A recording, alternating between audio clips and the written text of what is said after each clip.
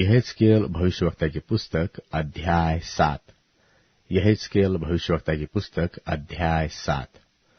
फिर यहोवा का यह वचन मेरे पास पहुंचा।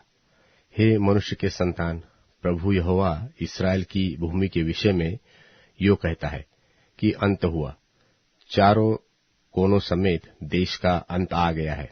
तेरा अंत भी आ गया, और मैं अपना कोप तुझ पर भड़काकर तेरे चाल चलन के अनुसार तुझे दंड दूंगा, और तेरे सारे घिनौने कामों का फल तुझे दूंगा।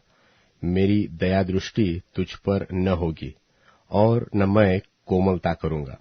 और जब तक तेरे घिनौने पाप तुझ में बने रहेंगे, तब तक मैं तेरे चाल चलन का फल तुझे दूंगा।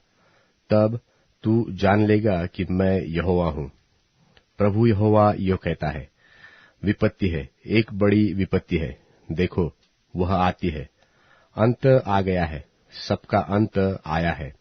वह तेरे विरुद्ध जागा है, देखो वह आता है। हे देश के निवासी, तेरे लिए चक्र घूम चुका, समय आ गया, दिन निकट है। पहाड़ों पर आनंद के शब्द का दिन नहीं, हुल्लड़ ही का होगा। अब थोड़े ही दिनों में मैं अपनी जलजलाहट तुझ पर भड़काऊंगा, और तुझ पर पूरा कोप उंडेलूंगा, और तेरे चाल चलन के अनुसार तुझे दंड दूंगा, और तेरे सारे घिनौने कामों का फल तुझे भुगताऊंगा। मेरी दया दृष्टि तुझ पर न होगी, और न मैं तुझ पर कोमलता करूंगा। मैं तेरी चाल चलन का फल तुझे भुगताऊंगा, और तेरे घिनौने पाप तुझ में बने रहेंगे।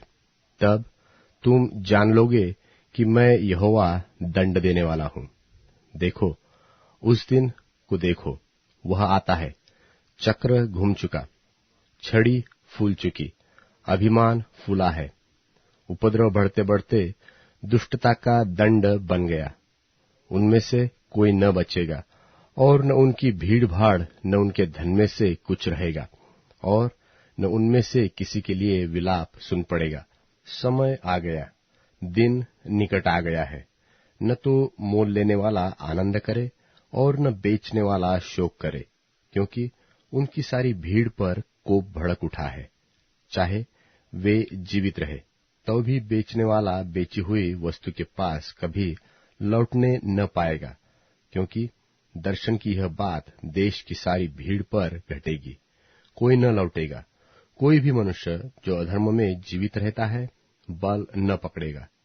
उन्होंने नरसिंगा फूका और सब कुछ तैयार कर दिया, परंतु युद्ध में कोई नहीं जाता, क्योंकि देश की सारी भीड़ पर मेरा कोप भड़का हुआ है। बाहर तलवार और भीतर महंगी और मरी है।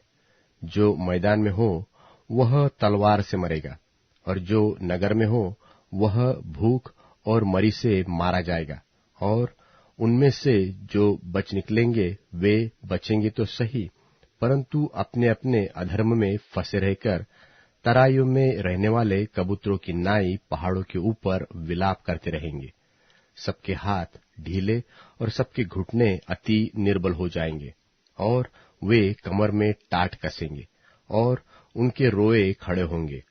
सबके मुंह सूख जाएंगे, और सबके सिर मुंडे जाएंगे। वे अपनी चांदी सड़कों में फेंक देंगे, और उनका सोना अशुद्ध वस्तु ठहरेगा।